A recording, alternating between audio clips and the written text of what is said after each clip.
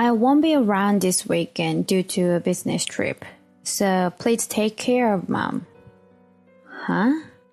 You mean you'll be away from home this Saturday and Sunday too? Yeah. Is a problem? A problem? Taking care of your mother by myself on the weekend is a bit too much. Then why don't you work in my place? Earn the same salary as me, as if you can do that? Then I'll do housework too. It's always like this. Every time something bothers him, my husband attacks me with remarks about not having an income since I'm a full-time housewife. What I'm about to discuss is about someone who only cares about himself and never cares about those around him. It's a story that occurred because of my foolish husband's actions. This story ended with a very refreshing twist, so I hope you'll listen to the end. I am Emily, a full-time housewife, and I'm 45 years old this year. Tom and I got married almost 20 years ago. In addition to us, Tom's mother also lives with us. But it was different when we first got married. We have been living with my mother-in-law for several years now. A few years ago, I received a message from Tom's sister, Catherine. Emily, I'm sorry to bring this up all of a sudden, but it seems like our mother has dementia. I couldn't hide my surprise at this sudden news. At the time, my mother-in-law was not even 70 years old yet. I was shocked to find out that she was suffering from dementia at such a young age. However, when I actually looked into it, I learned that dementia often develops in people in their late 50s to past their 60s, and that many younger people also struggle with cognitive impairment. From that time until now, my mother-in-law's symptoms have been relatively mild, but there were occasional moments when she would forget things or take time to understand and make decisions. Shortly after my mother-in-law was diagnosed with dementia, my father-in-law, who had been battling illness for over a decade, passed away. Until then, my mother-in-law had been living with my father-in-law, but she was now alone, and my sister-in-law, worried about her, suggested they live together. However, at the time, my sister-in-law was already married with 3 children and had a husband who was often transferred for work. So she was concerned about burdening her mother, and more importantly, her husband didn't seem very agreeable to living together. Therefore, it was decided that my husband, Tom, his eldest son, would live with us. And we began living as a 3-people family with my mother-in-law in Tom's childhood home. When I married Tom, I felt that there might be a possibility that we would eventually live together. That's why I was able to accept living with my mother-in-law so readily. My husband seemed slightly uneasy, but I have always loved my warm-hearted mother-in-law since the beginning of our marriage. She treated me really well every time we met and cherished me as if I were her own blood-related child. Since such an important person was in trouble, I thought positively about caregiving. However, caregiving, which was a first time experience for me, was difficult. And there were many moments when I felt like breaking down. My mother-in-law's symptoms varied every day, sometimes being tough on my husband and me, and other days cherishing me just like before. Thanks to that, I managed to provide care up to this point. My mother-in-law has always been filled with a sense of justice, and even when we had a murder dispute, if my husband was the cause, she would scold him properly. My husband Tom also feared my mother-in-law's sharp and correct judgment, and we were able to reconcile many times thanks to her. However, as we began to live with my mother-in-law, she slowly lost her energy. It was fine when her memory was still vague, but when she clearly realized that her husband was no longer there, she became depressed almost every day. She didn't want to converse with anyone, even avoiding interacting, and the days she would shut herself in her room increased. Tom, seeing his mother like this, seemed hardly concerned, and his attitude became worse, almost as if he were taking out his anger on the mother who had once been strict with him. It felt kind of fitting that she developed dementia so easily, despite acting so high-end, mighty and saying all kinds of things before, huh? Even with my mother-in-law right there were times when he would say something too terrible. Moreover, when my mother-in-law was in good spirits, seeing her look down after hearing my husband's thoughtless word, he would continue to badmouth her, almost as if he had been waiting for it. Each time, I also stopped my husband. After a while, my husband was often away from home, citing business trips, and I was taking care of my mother-in-law alone almost every day. On the day when my husband came back from a business trip as usual, I was thoroughly disgusted with my husband, who left his clothes and socks and everything else lying around.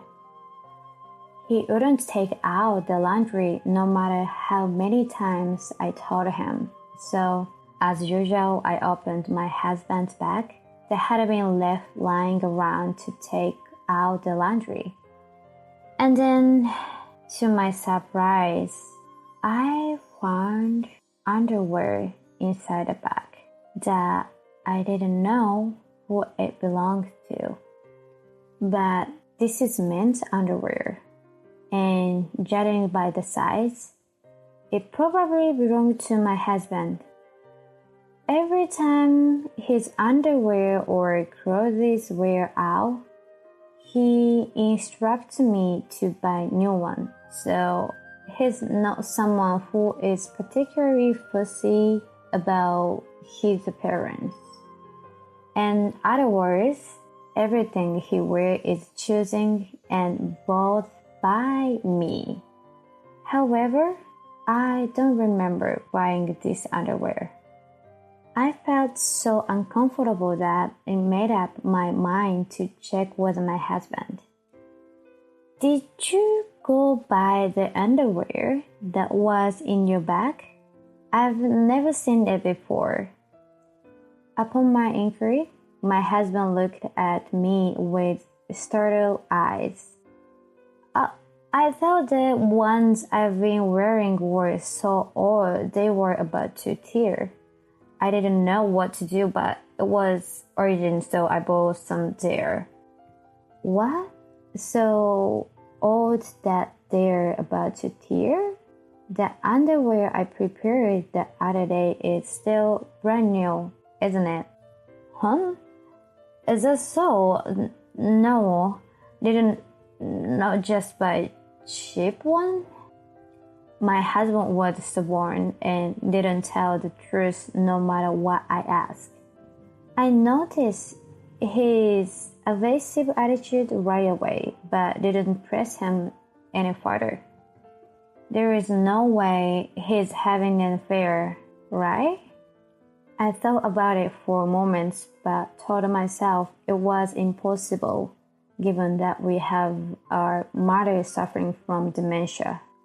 But right after that, the incident happened.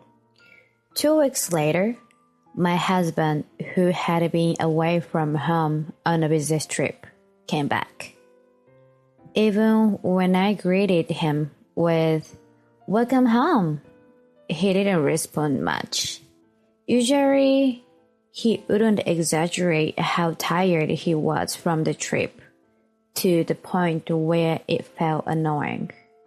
But that day, he was unusually quiet, looking down. "Is something wrong? Are you feeling ill, perhaps?" Concerned, I was told, "Emily, do you have time now? I have something important to talk about." We went to the living room as my mother-in-law was already asleep. I prepared tea and sat across from my husband. "What's the important matter?"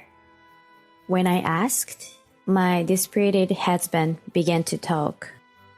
"I want to break up with you." My husband's request was so sudden, I couldn't say anything. Without regard for my shock, my husband continued to speak. "I know I surprised you, but it's not a joke. Please divorce me." "Why? I can't understand being told something like this all of a sudden." I was completely bewildered. We hadn't even had a marital fight that could lead to divorce. Of course, I had been taking care of both housework and caregiving without cutting corners. And I always saw my husband off on his frequent business trips. Did I inadvertently do something that bothered him? As I was thinking these thoughts, an unbelievable statement came from my husband's mouth. "To be honest, I have someone I love. No, I've had a relationship with her for a long time." "What are you saying? Are you cheating on me?" As I asked in a trembling voice, my husband nodded his head. "So, the frequent times you were leaving home for business trips were lies? Deceiving me like that is the worst. I can't blame you for saying that, but all I can think about is breaking up. I want to get a divorce as soon as possible." I felt suspicious about my husband suddenly saying he wanted to divorce so much, and I asked him this. "Why are you rushing to divorce so much?" After this, there were more shocking statements made by my husband. It's hard for me to say, but actually, she's pregnant. "What? A child?"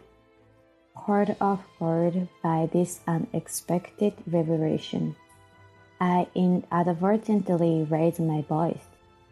I never thought it would come to this, but her belly is starting to show a little. I have to do something, right? Indeed, there were no children between my husband and me.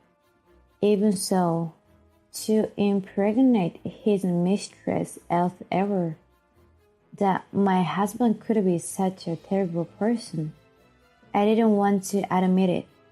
Emily, I'm sorry, but since I'm the father, I think I have to take responsibility properly.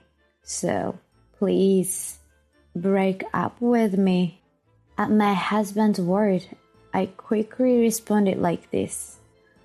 I can't think of wanting to be with an unreasonable person who would have an affair. Let's break up right now.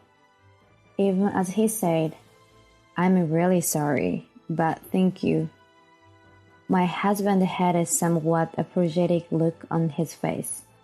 You must tell your mom the truth, Tom.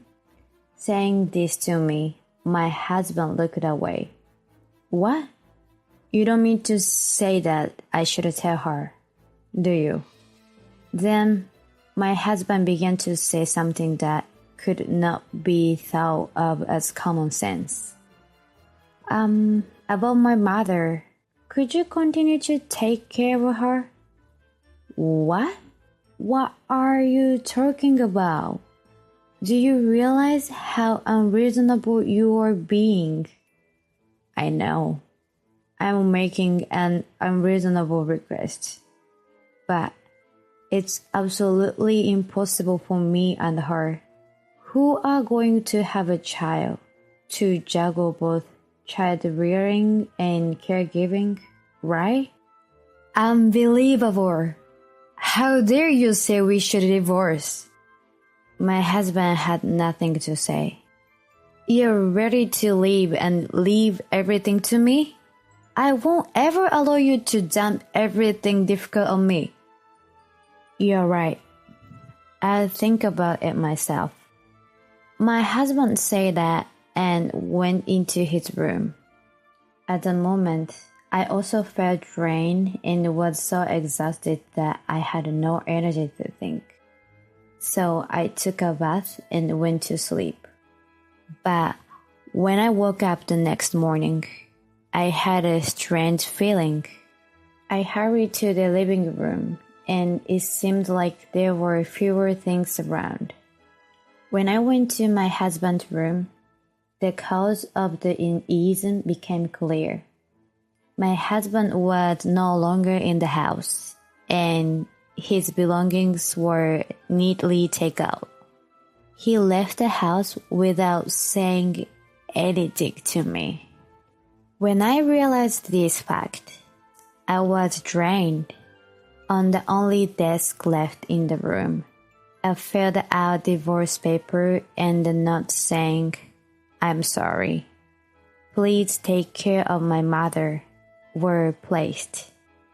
My husband had left not only the divorce paper, but also the matter of taking care of his mother, who needed caregiving.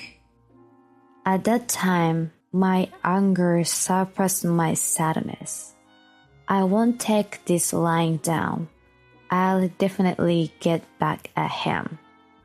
I made a vow in my heart and acted immediately. First, I needed to properly inform my mother-in-law about this matter. At first, it seems that she didn't quite understand. However, after taking to her carefree several times, she seems to get it, and I saw her expression gradually change. As I continued to talk, it was as if she returned to her old self, and we were able to converse properly. When I told her I was thinking of hiring a private investigator because I wanted to know the detail, she said, It's all my stupid son's fault, so let me pay all the costs. She took on all the expenses for the investigation. Upon investigating, my husband's whereabouts were quickly discovered. He was indeed at his lover's apartment, and evidence of my husband's infidelity was steadily accumulating. Tom didn't seem to care about his surroundings, acting openly with his mistress. Probably because he had left the divorce papers and no longer cared about me. I still had the unsubmitted divorce papers, but he knew nothing about them.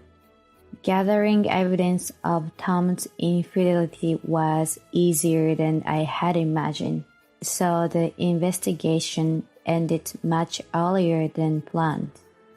When I found out that Tom's mistress was junior college at his company, I asked my mother-in-law, "Could you give me a copy of this evidence photo?" And she sent a photo to Tom's company.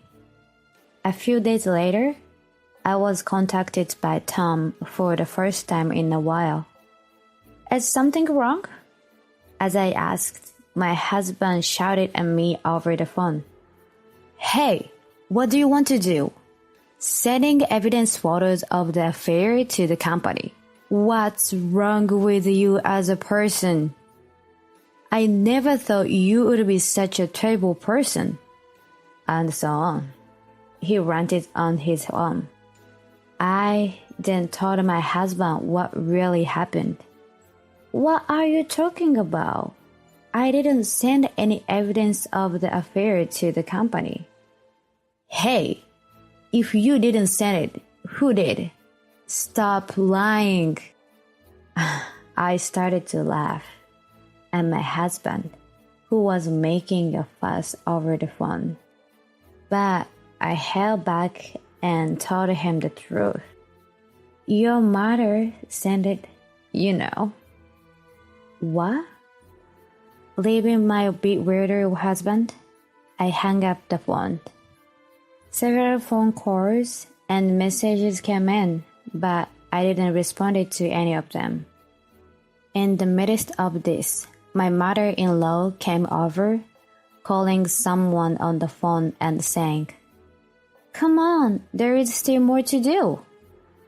About an hour later, the intercom rang, and it was my husband's mistress at the door. "Emily, could you please go to your room for a while?" I was told this, so I waited in my room until the mistress left. My mother-in-law came to my room and told me it was okay several minutes later. When I asked what she had talked about with the mistress, she explained in detail. She had told the mistress that she herself had dementia, and if she was going to marry her husband, she would have to care for her as well. Upon hearing this mistress seemed quite confused, as she hadn't known about my mother-in-law's illness. In the end, my mother-in-law explained how difficult caregiving could be. The mistress left the house. "Well, I'm looking forward to what happens next," my mother-in-law said with a laugh. She seemed to be enjoying this more than me, who was actually going through the divorce. The intercom rang again the next day. This time, I could see my husband standing outside the door. For now, I decided to talk to my husband inside the house. As soon as he entered the house and sat down, my husband opened his mouth. "Emily, can we get back together? I've decided to break up with her, with the woman I was having an affair with." I was surprised to hear him say this all of a sudden, but of course, I had no intention of doing so. "What's going on? Why would you say that all of a sudden?" When I asked, my husband told me about what had happened after his mistress returned home yesterday. Not only did his mistress say that taking care of my mother-in-law was impossible, but she also said that the child she was carrying was not my husband. It seems that the mistress, like my husband, had a relationship with several men, and my husband was not the father, but she had chosen him to marry because he was the most financially stable of the men she was involved with. However, once she found out that marriage to my husband came with caregiving responsibilities, she felt that she couldn't marry him, and she revealed the truth. I'm truly sorry. Let's start over, slowly if needed. I almost lost myself in anger as my husband said this as if it were a matter of course. Stop it! No matter how much I think about it, I have no feeling for you anymore. Just get out of my sight. My husband was surprised at my strong word. I will definitely claim alimony. I have solid evidence of the affair on my side. Saying this, I forcibly drove my husband out of the house. After a while, my sister-in-law came to the house after receiving a call from my mother-in-law. I'm truly sorry, Emily. I had no idea that things had become so difficult. It's okay, don't worry about it. I was able to take my revenge all thanks to my mother-in-law. I'm really sorry for all the trouble my foolish son has caused you. We've been thinking and discussing what to do from now on, and I've decided to stay with my daughter, Emily. Please live freely from now on. She hugged me and said this, tears streaming down her face. After some time, my mother-in-law moved into my sister-in-law's house and handed over the ownership of her house to me. I was also able to divorce my husband without any problems, and he complied with the payment of alimony. However, the news of his affair spread throughout the company, making his work environment uncomfortable. So, he voluntarily transferred to a regional subsidiary. Having lost his previous position, he is now working hard on a meager salary. On the other hand, I continue to stay in touch with my sister-in-law and mother-in-law after the divorce.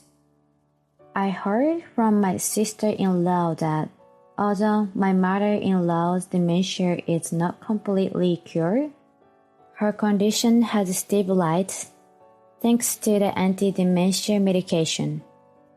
We sometimes arrange to have dinner together, and my mother-in-law remains the gentle and calm person she's always been. I myself have found work and am living a fulfilling life in the house my mother-in-law gave me. Just like how my mother-in-law reached out to me rather than her real son, my husband. I hope to become the kind of person who extends a hand to others in need, even if we are not related by blood.